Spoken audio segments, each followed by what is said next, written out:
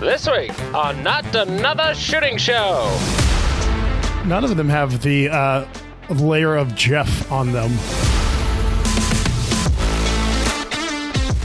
He's Jeff King. I'm Andy Erickson, and this is Not Another Shooting Show. We go to Baton Rouge, Louisiana, where LSU police arrested a man who accidentally shot himself in the thigh an hour before the LSU game this past Saturday. It happened in front of thousands. Actually, I think it was the previous Saturday, because this story was dated October 13th. It happened in front of thousands of people near the ROTC building on South Stadium Drive. Arrest documents show an LSU police officer heard a loud pop. That officer then noted a male identified as Lawrence Hubbard approaching a DPS officer limping. Multiple witnesses told investigators that Hubbard was adjusting his pants and shot himself in the leg. It was a Glock 21 45 ACP firearm that was located on the ground nearby. According to the arrest report, documents show Hubbard threw the weapon on the ground after he shot himself. Reports note the shooting happened 1 hour and 20 minutes before the LSU game as crowds had gathered for the homecoming. Hubbard was charged with illegal use of a weapon and carrying a weapon in a firearm-free zone. Later that evening, around 8:30, another shooting was reported on Highland Road between Dalrymple and West Chimes. That's sort of irrelevant to this story, but anyway. So, I'm surprised he kept a leg. I mean, shot himself with a 45, the Lord's caliber. 2 world wars. Was it around for the... Yeah, it was around for the first one. Never mind. For some reason, I thought the 1911 did not... It was shot something other than a 45 ACP. It did. At first. Yeah. It did? What did it shoot at first? 38 Super. That was... 38 Super predates 45? I'm pretty sure. Now we can't be doing... This is like a Patreon thing. Like deep into the Patreon, behind the paywall. This is what we do there, where we come up with something. I don't know. Let's stop talking for 30 seconds and Google shit. Okay, I'm apparently wrong, but okay, let's move on. Okay, we'll just... I was just covering for you while you were Googling. That was... Right. And now those of you who do not have our Patreon know what our Patreon is like. Or can be like. Anyway, speaking of that Patreon, patreon.com/notanothershootingshow. It's only $3.57 a month, and you get to hear nothing while Jeff and I Google stuff. The Reddit, r/NASS. It's a lot of fun. We have 320 some now on there. It's kind of weird. Yeah, it changed how it reported it weirdly. What's that? It changed how it reported it. It like if you look yeah, it doesn't show subscribers. It's like how many have been there recently. Yeah. So in the last week it's visitors. It still says the subscriber number. I don't really... Oh, remember, 327. Yeah. If you click all the way through, yeah. MW Activewear, the finest shirts you can get for your match or jerseys or whatever. You can also, if you have a softball team, like she can do those too. Yep. Does a lot of that. Softball, basketball, pickleball. Yep. Pickleball. Hell yeah. If you're going to have special shirts for your bachelor party, I'm sure she could handle that too. Yep. And the only match we have to talk about, dark match, November 1st in Canton. Yep. If you are in the vicinity of Sioux Falls, South Dakota, like within a short enough drive, we've got some people coming up from Kansas City. I've had people from the cities threaten to come down before. I don't know if they actually have or not, but it's a club match, but it's in the dark, nighttime. Tristan's working on a light deactivating prop. Nice. So he sent me a diagram that just confused me, and I forgot to reply to him. I saw the text come through, and I started reading it, but I was on the treadmill, and I'm just like, I know I'm going to forget to reply to him, but I'm not doing this right now. And I did, and I just realized it now. I'll have to go back and reply to him. To any match directors that are listening to this, if you want to get your matches on there, please reach out to us. We had great success last year getting matches filled.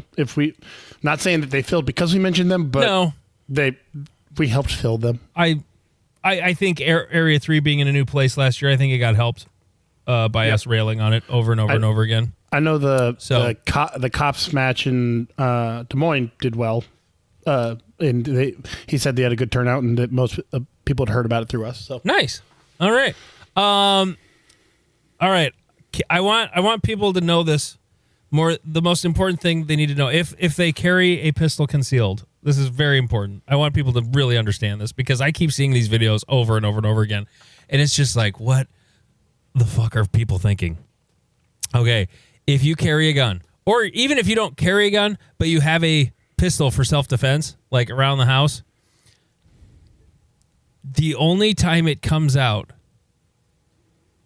and is in your hand is when there is a deadly force threat actually imminently present. Like someone who you can articulate means you harm, has the means of deadly force, has the opportunity to use it on you, and is putting you or someone else in imminent jeopardy of serious bodily injury or death. If that hasn't happened yet, leave it in your fucking holster.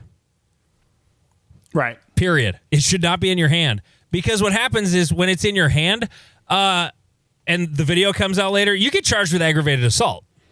Right. And in my state, that is a 15-year prison sentence. Yep. Yeah. People don't understand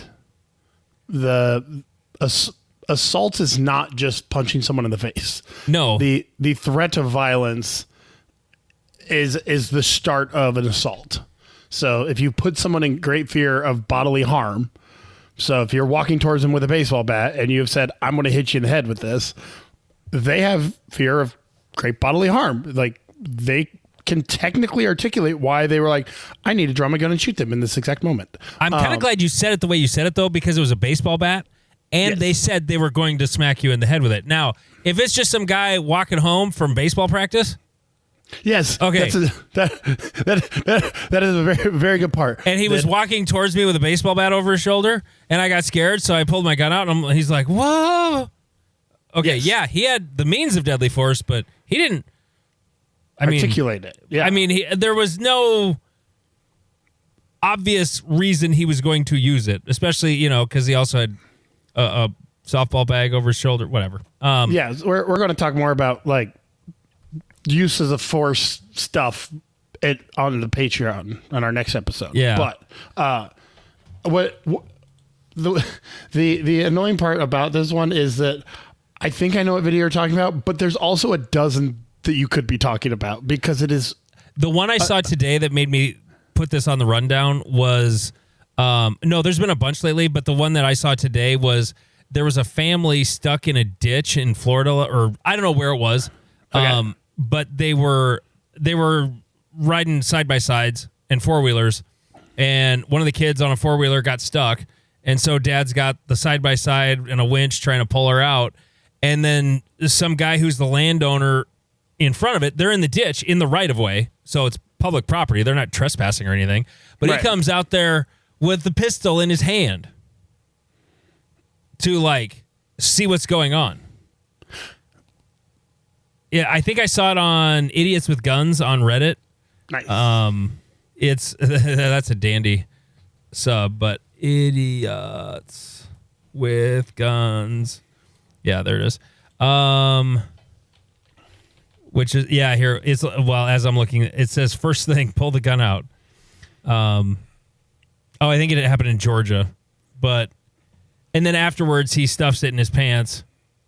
But it's like, good God, man. Like, carry it in your holster, wherever, leave it hidden. Even if it's not terribly hidden, at least if it's in a holster. Right. You can't shoot somebody with a gun that's not in your hand. Well, and again, going back to our mini conversation of use of force, having a gun in your hand is assault. Having a gun in a holster is carrying it around and not threatening. Right. There's a very big difference. And, like, watching this video... It's two people stuck in the muck next to a highway. Why are you bringing a gun out, homie? I don't know. It is new. It is daylight. It's middle of the day. Yeah, this isn't people with spotlights in the middle of the night doing some shit. This is a daughter and dad on the side of the highway. Like, calm down, homie. And he pretty much gets talked into and then he eventually starts walking away at the end of the video. Because I think he realizes he just fucked up. So yep. I wish more of these would have the rest of the story, but doesn't always.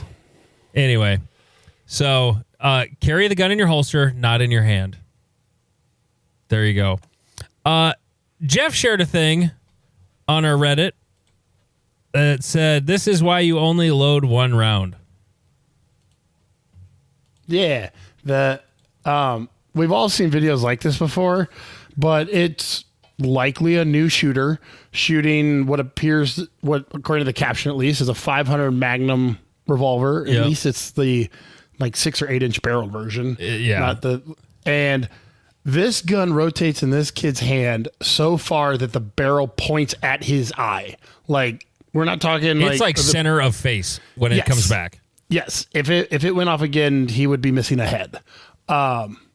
And so I commented, this is why you only put one round in, because you can unfortunately find a lot of videos of double taps of this, where most of the ones I've seen haven't been death, but I know those ones exist, but I've seen ones where it like blows people's hats off and stuff, because the recoil, basically they tense up when it happens, and so when the trigger resets, it immediately pulls and goes off again. Yeah, and shoots their hat off, shoots the top of the lane or whatever it is. Lucky for this guy, though, he couldn't pull the trigger because the gun was pointed 180 degrees back in his face. All he would have been pulling on would have been what normally would be the fore end of the trigger guard, not like the trigger was rotated to the other side of his finger by this point, and he couldn't pull it. But I've never seen one rotate that far, though.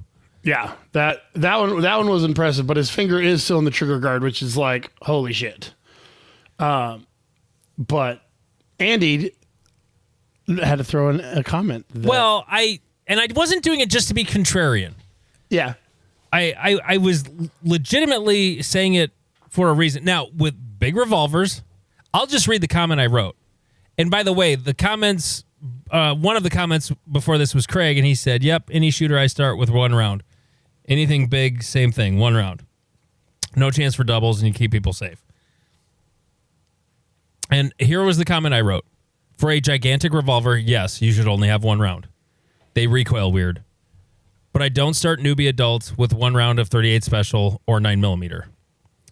I have never once had anyone have the muzzle roll all the way back with normal handgun calibers. Not close. If you don't have a lot of experience teaching newbies, it's probably a good idea to do the one round thing." End comment. Yeah. And Jeff replied, "I've had someone turn around with a gun. I do one round to start." Yep, well, I do it for all new every shooter that I have not personally seen shoot guns before. I start them this way. If they've asked me to teach them how to shoot, I start them with one round, no matter what.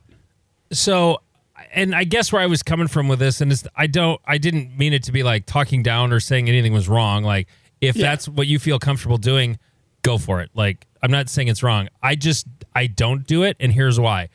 When I'm working with somebody new one-on-one, we don't load a round into the chamber until 30, 35 minutes in, and that round isn't even going to get fired right away. Yeah. So we're spending 30 to 45 minutes just learning to grip, handle, operate, do all the things. Right. I did one of these lessons just on Friday. And she had never fired a firearm in her life, ever. So, like, as new as they get. Yep. And I did not just load one round. Here's the biggest reason why with normal calibers, whether it's a 38 or a 9mm or a 22, I think it's a little different outdoors and with lots of space. This was indoors, in a confined space with the lanes, Yep. So whenever I'm working with somebody new, like, I'm in that lane with them. Like, I'm right there on their weak side because that's the direction they're going to point the gun in the wrong direction if they do.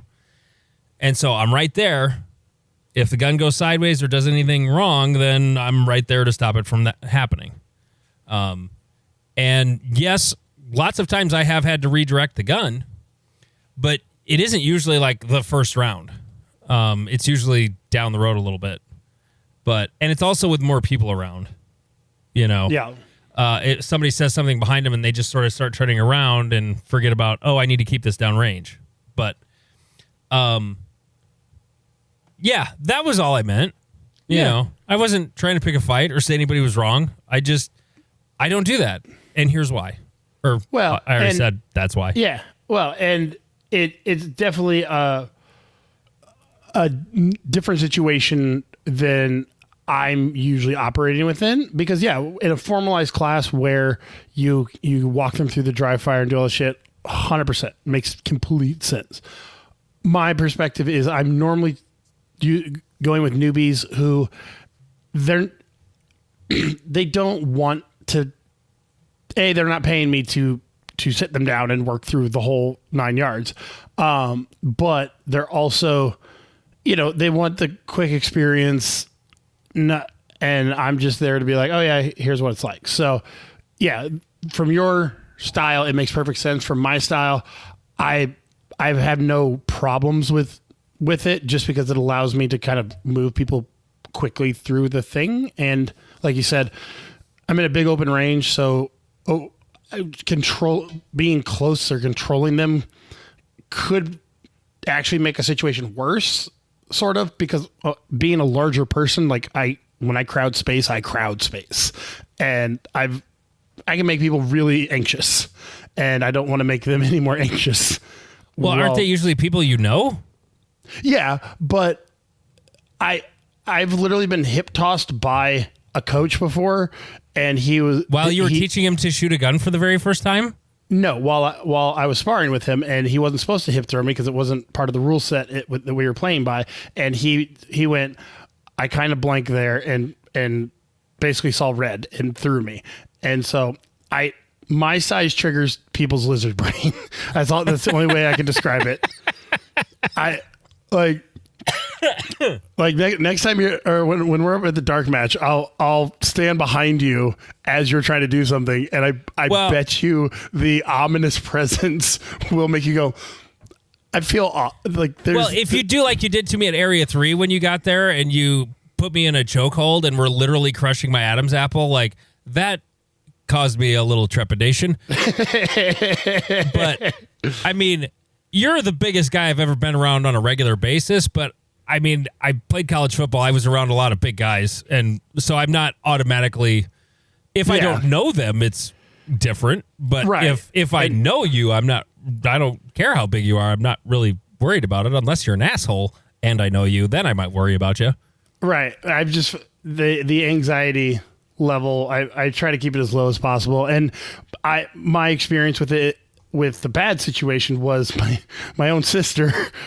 She came shooting with me and my dad at an indoor range when I was younger, and I think I had either 45 or a 9mm M&P 1.0, and she fired one shot and immediately turned around saying, I don't want to shoot this anymore. And my dad pinned her arm and was like, okay, calm down. Now let's put it on the table. Okay, now we're good. Now everything's fine. You can go wait in the car. But speaking of newbies, this was a thing that happened in that lesson I had the other day. I need to replace my Glock 19. It's just, for whatever is a Gen 4, and it throws brass straight back. Oh, that's annoying. And factory guide rod and spring. I don't know why. Vince, I'm looking forward to your text message explaining why it might be happening. So maybe I will wait. But at the same time, I'd kind of like to just trade it in for a Gen 5, because at least the Gen 4 Glock 19, like, that's one gun I'm not going to get completely fucked on if I trade it in. Right. Because they'll sell that in a heartbeat for $450. Easy peasy. But it literally, the first round this gal shot, it went straight back in her face and hit her right in the nose. And so the first gunshot she ever fires was that. And she was just like, huh. And she fired the rest of that magazine and was ducking every time. And I'm like, this is not good. Yep. So it was still her favorite. Like, everything else about it, she liked it a lot. We moved on and shot a couple other guns. And when she shot the others, she wasn't ducking. because it wasn't throwing brass in her face. But she's like, I'll try the Glock again. And then she started shooting that, and then the duck came back, and she wasn't even flinching her eyes with the other two guns, but she was blinking her eyes and ducking with the Glock. And I'm like, yeah, none of the rest of my Glocks do this. It's just this one, and it's a pain in the ass. But yeah, so that's also a good thing to not do is don't give a newbie a gun that will throw brass in their face. One thing to keep in mind, though, with newbies, if you're at an indoor range, sometimes the brass bounces off the wall and hits them in the face. Yes. So try to figure out what the angle is, maybe get them a little further left, so it doesn't hit them in the face or go down the front of their shirt. That hurts. Yes, and that's especially with women. I swear that there's something magnetic about it because when I worked at an indoor range, we had a woman come in with like a turtleneck, and somehow the round went down her turtleneck. Oh and my got God! Caught. Yeah, we're like, okay, we didn't think we needed to have the conversation with you because we're like, oh, she has a proper. Right. Like close off clothing, like nothing bad is going to happen. And it was like, nope, that brass is getting down there no matter what. So I know it can happen to both sexes. I've seen it happen way more time with women, and they tend to have lower cut shirts. Right. And so have the conversation of like, hey, if shit starts going weird, immediately put down. Like you can slam that bitch. As long as it's not a P320, you can slam that bitch on the ground and nothing's going to happen. Yeah. Like just put that thing down, let go, and solve whatever the problem is. Yep. But we've all seen the videos of because there was a dude who got one like stuck in his hoodie or something, and he's trying to use the gun barrel to like undo it and pulls the trigger. Yeah, that was not good. Okay, so Race Gun Nationals is this coming weekend. Oh, fun. Yeah, I fly out. Well, when this comes out, I'll be flying out tomorrow. Or Thursday, I'm flying to Vegas, and then driving up to St. George. It'll be my first time in Utah.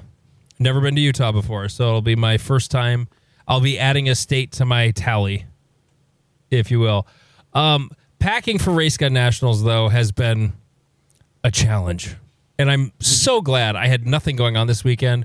And I thought, since I have nothing going on, I should start packing and figuring out, my guns and all that shit. I mean, I have the case for it and the locks and the whole nine, but I'd only flown with Glocks before. I'd not flown with my CZs before. So, the foam's already cut for the Glock, so I think this will probably still work. And yeah, basically it was for Glock 34s. Well, I just pulled out the foam for the optic and it fit fine. Like perfect. Nice. So, it didn't really need to do anything there. And I'm just sort of like weaseling in all the magazines into that case there so that they're there and I don't have to, deal with them being out. I prefer them not get fucked with if they open the suitcase. So everything gun related or hyper important gun wise is going in there. The problem was, though, the suitcase that I took to Low Cab Nats when you and I were there in 21, that suitcase broke. I don't know. And so it was recently thrown away. And it was like the perfect large suitcase. It's not super big. It didn't have like the two halves. It was just one half. It was just open top suitcase. That was it. There was no like two halves of the suitcase and you got a zipper cover for this half and you got the straps for the other half. And it was just easier. Well, the only suitcase we had was this gigantic fucking suitcase that my daughter had to have to go to camp, I guess. She brings her whole bedroom with her when she travels. And yes. It's actually the same suitcase I brought to Area 3 because it was like I was going to be there for like 9 days. So like I needed a lot of stuff. Well, I get everything in there and I think I'm going light on the packing. I did weigh my gun case with the ammo in it and it was like 22 pounds, almost 23 pounds.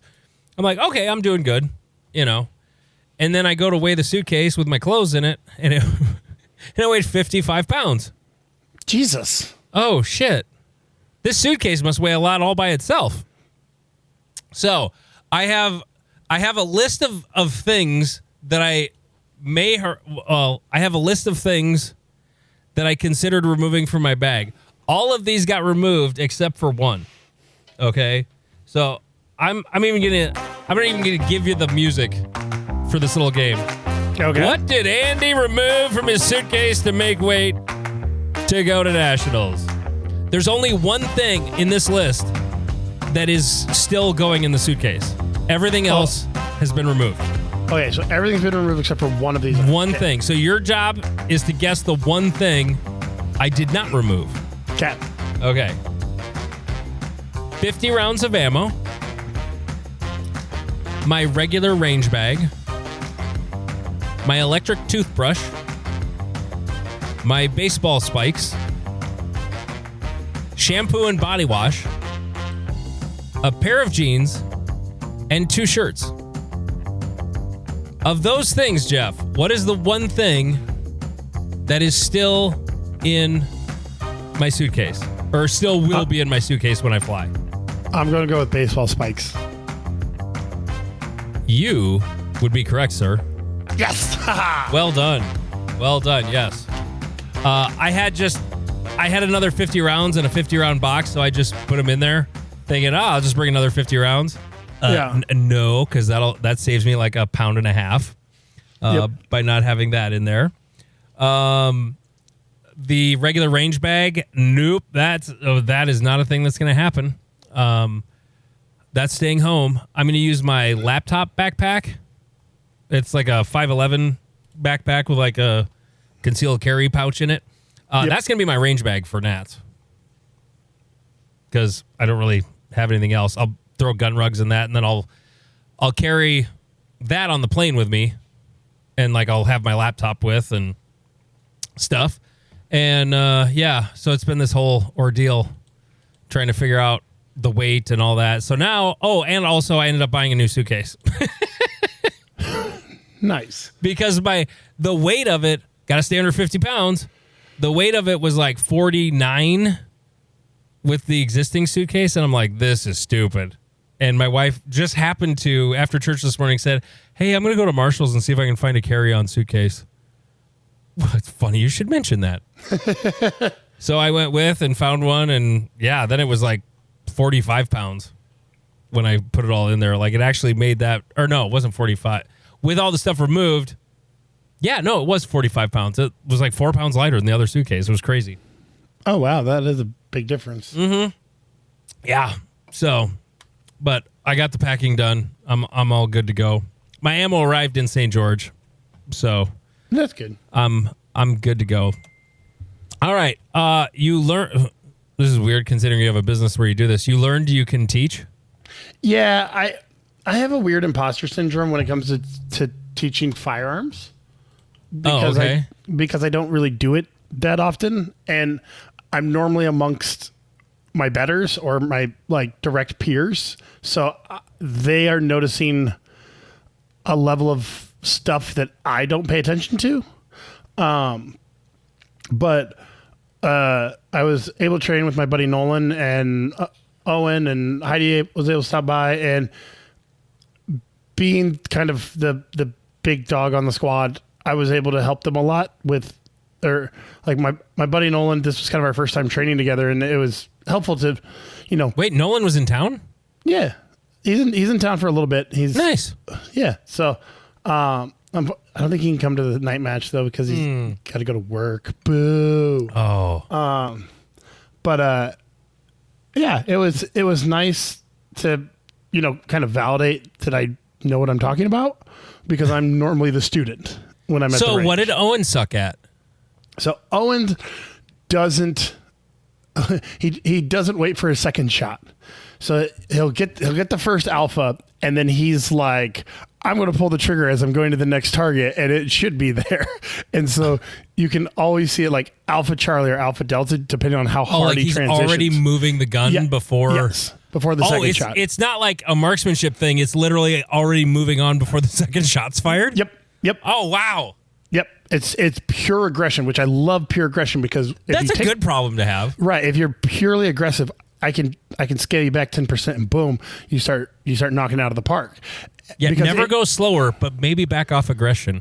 Right, because any target that he ended on was like all alphas or all alphas and one Charlie. But the target that he was either transitioning to or the transitioning from, normally the one he was transitioning from he would drag off is the quote unquote technical term for it. So that, yeah, getting him to just like woosah a little bit and give each target its respect was good.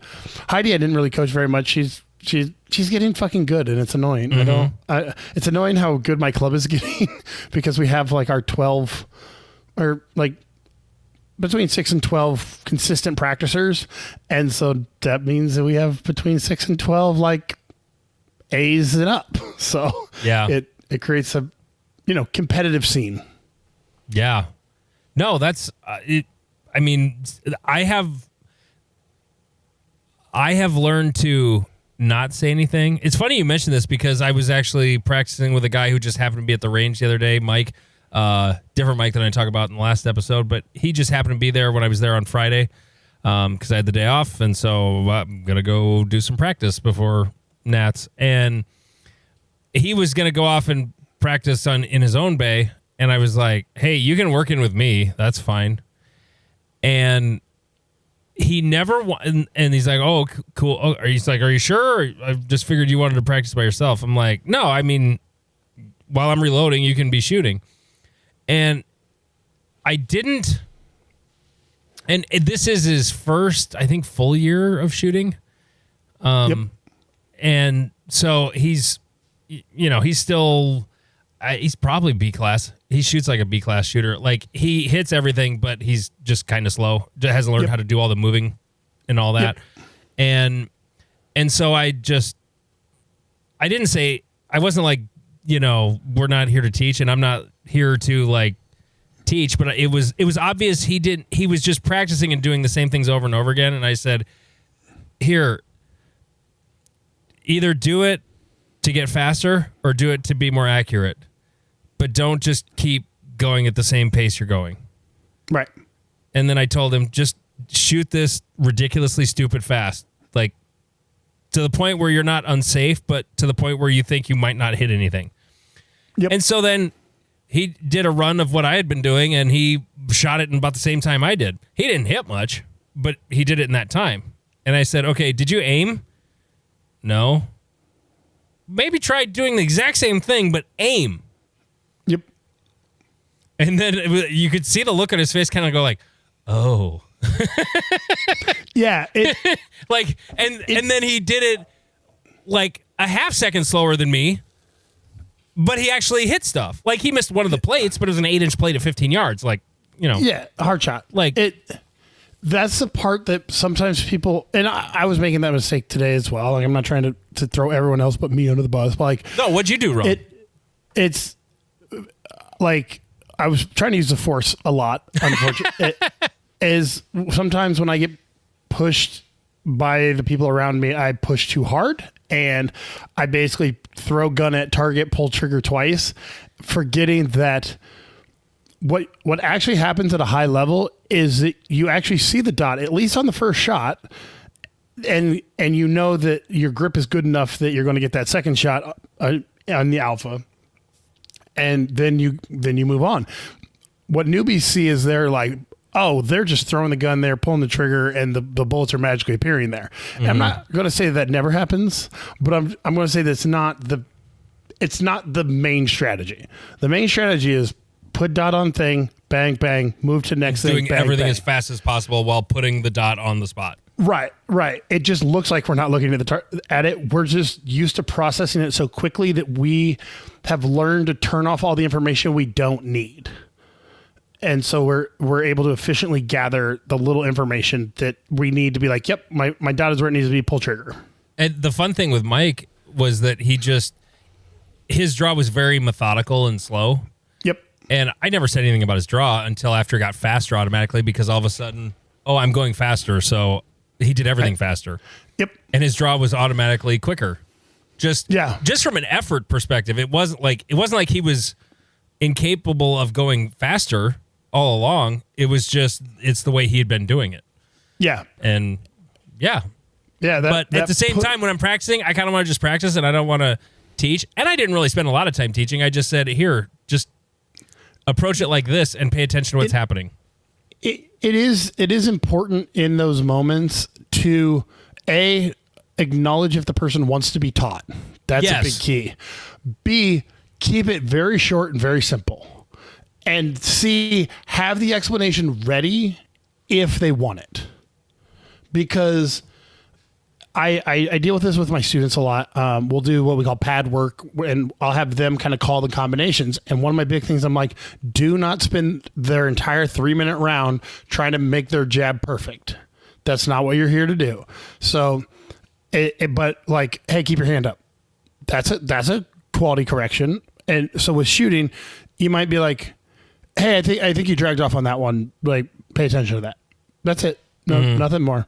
And if they're like, well, what is a drag off? What do you mean? What are you seeing? Then you have to be able to articulate like, oh, when you're getting into this target, you're firing the first round, and then you're just basically forgetting or not caring about the second round because you're so focused on getting to the next target that you're just pulling the trigger the second time and hoping that the bullet will be there.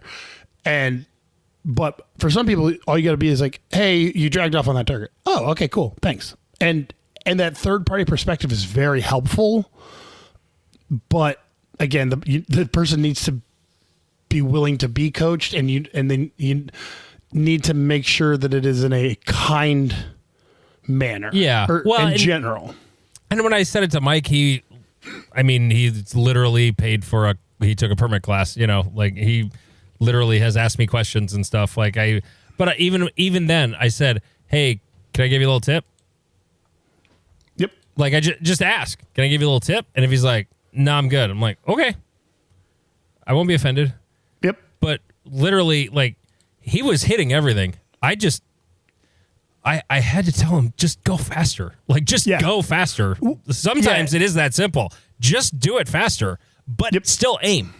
Well, and one thing that people kind of fuck up is practice is there for you to fuck up. Yes. Yes. I think Nolan or someone hit a no-shoot today, and they're like, oh, man. And I was like, today's when you hit the no-shoots.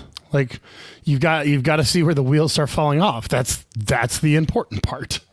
If that's the case, then I had a great practice on Friday, let me tell you. Good. I had folded up a dipstick target, you know, so it's like half no-shoot, partial. Yep. I center punched that fucking no-shoot one time. Like, I just yanked one shot right down, and like, I knew it when it happened, that it was like, ooh, that one felt a little low. And sometimes, like, I've gotten away with that, like, where I'm thinking, ooh, that one might be close. And it's actually not that close. This one, he center punched the no-shoot. Just right, that big black dot right in the middle of it.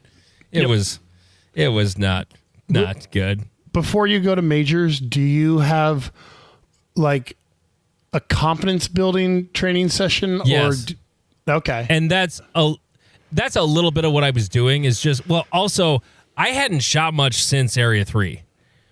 I had taught one class, so I'd shot like 200 rounds.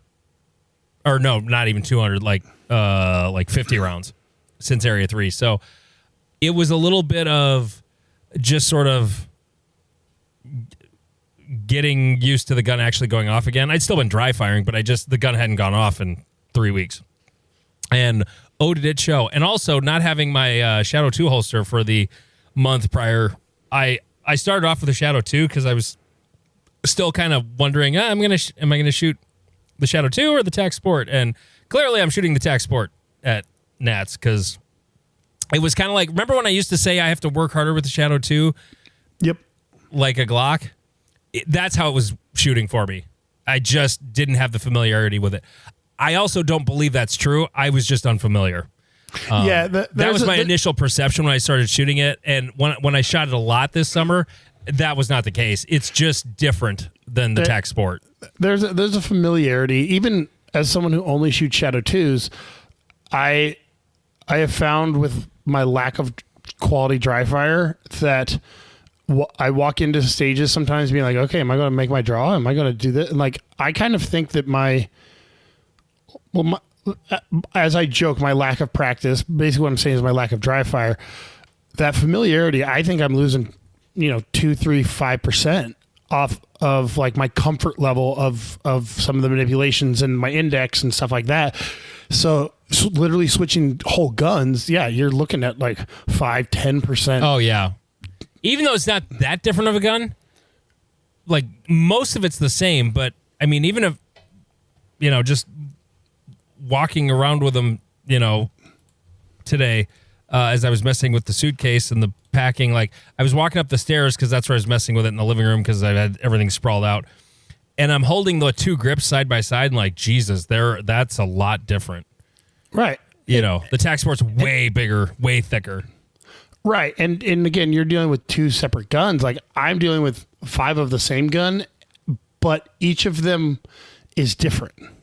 I have one gun that I can't explain it. It's a Shadow 2. It's got a Cajun gun trigger kit in it. It's got lock grips on it. They're identical. I had it as a production gun. It felt wrong. Like I can't describe it. And so I had it milled to be a CO gun. It's the one that I have a Holosun on. I just don't connect with that gun. I can't explain it logically because it's a Shadow 2. It's got all the same parts, but I switched from it to one of my older Shadow 2s that has an SRO on it, but it's not my match gun. And that gun was like, oh, yep, I know this gun. Like, we're good. Everything is fine. It's the weirdest Let me thing. ask an autistic question. Yes. Have you taken out a caliber to measure that it's the same dimensions? I haven't, and I thought about that as a level of TISM. I wonder if it's just a little out of spec, like it was sort of the Blem frame that just... Right. Well, it could be the Blem frame. It could be a Blem lock grip set. Yeah, like it's the slightly not... Maybe it's not out of spec, but it's not as close to the original spec frame as it should be. Maybe that set of lock grips was like, whatever they carve them with is getting worn out, and it didn't carve them quite as good. It's 2 millimeters thinner or whatever. And and it's just enough to trigger my stupid autism. But yeah, I just don't connect with that gun. Is it because maybe the grips are not as well used and you don't have all that extra dirt and gunk and skin cells and shit in there? Well, I thought about that, but all of them got cleaned out when I paid way too much to have them sonic cleaned. Okay. So none of them have the layer of Jeff on them.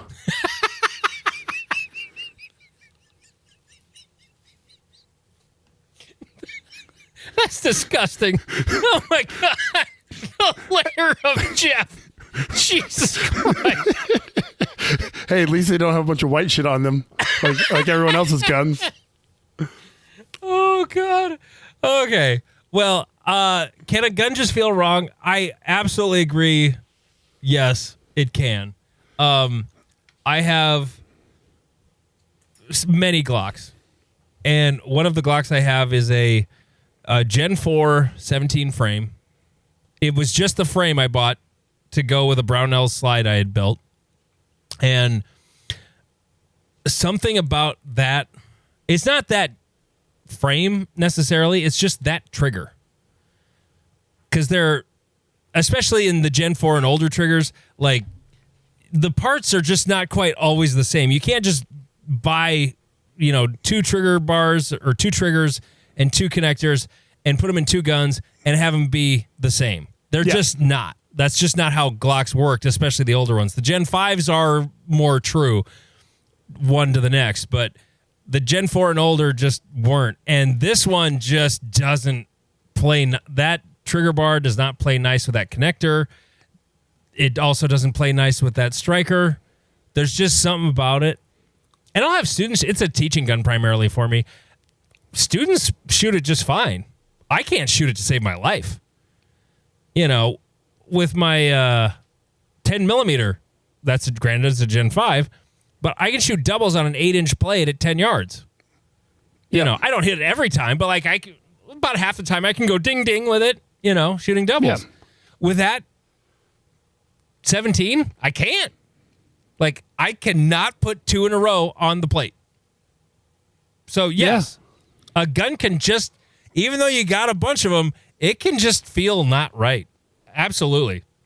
I don't have 5 of one model, but you have 5 Glocks. But I have like 6 full size, 9mm Glock frames. And it's just that one that it's just there's something wrong about it. Just it's super interesting because Glock has been making Glocks since the 80s. Like they know how to make a Glock. And that, it's not a picture perfect replica every time, even though, they ordered every part from the same from the same supplier, and they got them in batches of 10,000 or whatever. They're still just a little, some weird tolerance or some weird burr here or there, or it's weird. It's weird for my autism because I'm like, it's a Shadow 2. All Shadow 2s are the same. They're cast the same. They're made the same. Everything's the same. And you're like, nope, they're not. And I learned that, and it's annoying. Yeah, it is. Okay. Do you have a Netflix subscription? I do not. Well, okay. Do you have a password from a friend? I can probably find my way onto Netflix. Yes, you should find your way onto Netflix because it's as of this recording, it is the #1 movie on Netflix right now, and it is called The Perfect Neighbor. I woke up Saturday morning. Like I said, it's the first weekend I've had nothing to do in forever, and I'm just laying in bed. I'm awake, but I don't want to get out of bed yet, and so I grab my phone. I'm like, oh, what's on Netflix? And there was this thing called The Perfect Neighbor. And this sort of middle-aged to elderly woman standing in front of a house was the capture. And the description, it said that, it was under true crime, whatever. And the description said she was no stranger to police, routinely calling 911 on kids playing nearby. An American tragedy unfolds through body cam and interrogation room footage. Now, there's a line from the description that was there on Saturday that was not here right now when I am reading it. And it said, it also points out something along the lines of the problems pointed out with stand your ground laws. And I'm like, that got my attention. I don't think I would have watched it if that line hadn't been there. And so I'm like, really? Okay. And I don't know if they ever say, but it happens in Florida, where the first stand your ground law was passed. And this bitch is crazy. Okay. There's this neighborhood where they're in. I don't know if this is a spoiler alert because it's really good, but I can't really talk about this without sort of saying what happened. But the kids in the neighborhood play in this vacant lot between a couple of houses, and she lives in a duplex. And then there's this vacant lot there, and there's kids across the street that live across the street that play in this lot. The guy who lives on the far side, half of this lot is his land, and half of it belongs to someone who doesn't live there. But they have signs up that say no trespassing, but they can use part of it.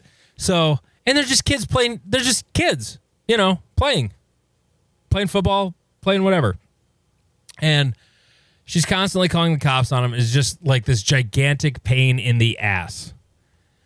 Well, eventually, the kids leave some stuff laying around in the lot. She goes over, picks it up, and one of the things she picks up is one of their tablets. And she also threw skates at one of the kids. Of course, she's claiming, I didn't throw skates at the kids. Well, then one of the moms goes over and bangs on her door, and she shoots her through the door. 1 round. And she dies. And the thing that was, and to explain what was happening when the shot was fired, she was angry. She's pounding on the door. Come out here, you bitch. You fucking bitch. What are you doing messing with my kids? Come on out here. And I'm wondering, how is this going to go? She's clearly going to trial. There's, at first, knowing that they were going to talk about stand your ground, which they didn't actually really talk about it until the end of the movie or the end of the documentary. But I kept waiting for them to put a spin on it or whatever. And they didn't really put a spin on it. They just sort of described it. And so what she said, I was in fear for my life that she was just going to come bashing through the door. Well, how long was it between when, this happened with the kids and she showed up? Well, I don't know, like 10, 15 minutes? Well, no, it was 2. They knew this because she had called 911. And then mom shows up at the door pissed because she's got her tablet. Yep. And she's pounding on the door. Yeah, well, she was just shaking the whole house. I was in fear for my life. And so she shoots around through the door. It ends up killing the woman. And then the interrogation room footage is really interesting, because then they come back and go, so were you Googling stuff on your computer about stand your ground? Have you ever heard of those laws? So it really was looking like she was looking for an excuse. Like, she was angry. This woman was angry at the world. Like, she just wanted to be left completely alone. And when she wasn't, and it's not that she wasn't being left alone, it was just the kids were making noise. And she's like the worst neighbor ever. Even though it's called The Perfect Neighbor, she described herself as the perfect neighbor in one of the many visits from the cops. And a spoiler alert, fast forward 15 or 30 seconds if you don't want to hear how it ends. She was found guilty at trial of manslaughter. Oh, okay. Interesting. I was expecting it to be not guilty. Right, because that's the way it was going. So yeah. Don't talk about the verdict from this point on. Okay. Just so we can save the spoiler alert for anybody who wants to watch it. But it was fascinating to watch and to see how things can go real sideways real fast. And yep.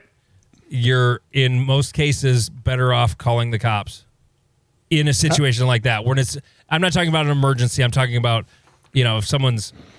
for those of you who fast forwarded, did not get the spoiler, what I'm saying is, if someone you think has your kid's tablet, don't go pounding on their door. Right. Call the cops for that. That's like, right. At worst, it's a small claims thing, Right. Call the cops, but on the flip side, if someone's banging on your door, there's a reasonable assumption that your door will not cave in because 100 and something pound person is hitting it. Most doors are better than that. Now, yeah, if they're kicking it or bringing a battering ram, yeah, then situations change. But that was one of the questions the cop asked. Was she trying to hit it with her shoulder? And yeah, it was highly. Also, why you cop knock? That's where you stand off to the side and you hit the door really hard, but you're not in the immediate line of Dude, the the cops that knocked on this woman's door, every time they knocked on her door, they backed up outside of the little patio, the fenced-in patio. Yep. They backed way off. Every time they ever went to this woman's house, they backed way the fuck off. And the cops knew her. She was just this crazy old bat. One of they call them frequent flyers or there's a lot of different names for them, but yeah, the Karens of the world that need the kids were calling her a Karen too. Yeah, for calling, kids have a lemonade stand. Do they have permits for it? Oh yeah, do you have a sales tax license for that? Right, or they're chalking up the sidewalk so they can play hopscotch. It's vandalism, and you're like, it's not, but whatever, homie. You want to be left alone, so does everybody else. Highly recommend watching it. I had not heard of it, didn't know anything about it. It's only been out for 2 days. Yeah, it literally came out Saturday. And when I Googled it before we started recording, some of the news headlines around it were, where was it? There was one that was it's getting a shitload of, it's getting a shitload of streams. It's the number one movie right now on Netflix, which that's saying something. But especially now that Dirty Dancing's on there. I love it when a cool old movie or TV show shows up on Netflix and then it's number one for a little while. That happened when Band of Brothers hit Netflix last year. Boom, it was number one. Oh, that's why the Band of Brothers subreddit went insane. Oh, yeah. I don't even belong to that one. I've never been to it. Yeah. I'm on the Deadwood subreddit, but no, the Band of Brothers one's really interesting just because there were so many people that they could interview that once it got popular, the guys were like, oh, I got to write a biography and like get paid. It looks sweet. So there's a good dozen or 2 dozen from not only Easy Company, but some of the surrounding companies and other people from like, because Band of Brothers honestly follows like one platoon. Company. No. So this is okay. So this is one of the super interesting facts is Winters got so focused on, hey, my platoon, I trained them to be awesome. They're great. He used them so much that he went to one of the reunions and I think it's like 3rd platoon had basically all the Toccoa men left because he never chose them to go to, lead assaults and stuff. No, I remember. I think that was in his book. Yeah. He regretted doing that because he ended up getting a lot of the guys in 1st platoon. I think was his, wasn't it? Yep. A lot of his guys got injured or killed because he kept using them. Yep. And so it's just yeah. So I didn't know about that until I again reading the subreddit. You learn a shit ton, and people will cite what book it's from and where it's from. So it's not like just internet rumors, but like the whole Sobel thing is super interesting. Like the series portrays him as this horrible dude or whatever, but most of the Toccoa men are like, no, he like put us through shit, and then we went and dealt with shit. We were like, oh. Okay, this is what he was getting us ready for. But they also treated him like absolute garbage. Yeah. Like actually shot at him at one point. He was like down the rifle range trying to fix something and they started like just shooting at him. And then when he was like, dive for cover. And then when he came back, like, who did that? No one reported who did it. And so, yeah, it's super interesting getting that like bigger story. But anyway, so mild tangent. Just a mild tangent. Now I gotta make sure I subscribe to it now though that I'm there. Joined. Okay. All right. How did shooting a fly go? Oh God. Did you hit it? Have you ever done that before? No. You never tried to shoot a fly before? No, because normally, okay. So the pretentious way to answer this is normally the targets aren't close enough for me to see the flies. Oh, that's because you shot for so long without corrected vision. That also didn't help either. But today there were just flies that wanted to land on our targets, and so the first one did, and Owen shot at it and missed. I thought he hit it, but we think he missed it. He either caught some legs or he missed it by like a millimeter.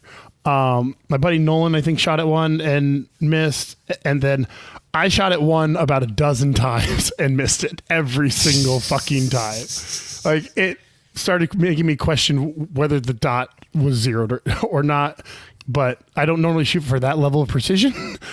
Yeah, you got to be on. But or I was close. Yeah. I mean, it was, 8 yards, 8 or 10 yards. But I still expect myself to shoot a fly off of a target. And I did not, and it kind of hurt my feelings. I'm on a mission. I know I shot a ladybug, but I didn't aim at a ladybug. And the reason I know I shot a ladybug is because the harvest is going on right now in my part of the country, and the ladybugs are out of fucking control. I've never seen them like swarming all over my pickup before like this. It's just crazy. We had it wasn't a wet year where we had flooding. It was just we had a lot of rain that never caused a flood. So, like, all the vegetation super booming. Like, we're having a great year of pheasants. The opening day or opening weekend was this weekend. I didn't get a chance to go, but it's been a good year for wildlife of all kinds. And the bugs that are the most annoying, it's been good for them, too. And those little fuckers, I don't know if they bite or if it's just their legs are pinchy or I don't know, but they're really fucking annoying. Yep. And I just know, there wasn't one on the target. I was seeing ladybugs on the targets when I would go to paste them, occasionally. But there were so many in the air though. I had to have hit one at least. It's just nuts. I hate them so much. I do. They're fucking awful. The only thing that's worse was when did you guys have that? God, what was it? It was like these gigantic gnats, like this swarm of not normal gnats. It was some sort of like flying ants or something. There was a swarm that basically went through the middle of the country going north this summer. Yeah. And I was outside when this happened back in July, and it was like, this is weird. I'm getting out of here. And it turned out there was a thing in the news that it was this swarm of these bugs going through this part of the country, and they're just on their way somewhere, wherever they were going. They just landed on everything. And we didn't, or at least I don't remember having that problem. Okay. Well, and anybody listening who lives in a desert, they're like, what bugs? Don't worry, the locust swarms are coming for you. Yeah. Yeah. You may not have mosquitoes that carry you away. Dude, I saw a mosquito in Minnesota that that would have covered most of a Michelob Ultra can. Like, Jesus. It was that big. Like its legs could have touched down on the rim of a Michelob Ultra can. They growing big up in Minnesota. Real huge. Yeah, up there. Up by them lakes. Up. Yeah, there's actually like 14,000 lakes up there though. You know, they got a bunch. Anyway, thank you so much for listening, everybody. Another episode will be coming on Friday. Patreon.com/NotAnotherShootingShow to join. Thank you so much for listening. He is Jeff King. I'm Andy Erickson. This is Not Another Shooting Show.